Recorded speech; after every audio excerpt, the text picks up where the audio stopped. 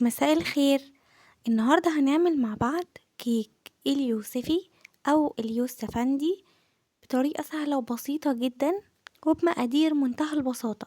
كمان هقولك الخطأ اللي وقعتي فيه أو ارتكبته علشان انتي كمان ما تقعيش فيه. دايما بحب أجازف وأجرب علشان أوصل للطريقة أول حاجة الصح علشان أنصحكوا بيها وأفيدكوا بيها. وقبل ما أبدأ الفيديو، أنا أسماء طاهر. أول مرة تشوفوني اشتركوا في القناة وفعلوا الجرس وما تنسوش اللايك. ضروري انكم تفعلوا الجرس علشان يوصل لكم اي فيديو جديد انا بنزله ان شاء الله.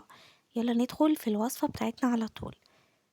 مبدئيا الكوبايات اللي استخدمتها هي كوبايات شوب كبيرة زي ما شايفين كده، يعني مش كوبايات عادية بتاعت شاي، لا، يعني اكبر شوب عندي انا طلعته واستخدمته. وهحتاج كوباية ونص من الدقيق وشلت منهم معلقة، والمعلقة دي ضفتها نشا. وعندي ذرة من الملح، وعندي معلقة كبيرة من اليوسفي او اليوسف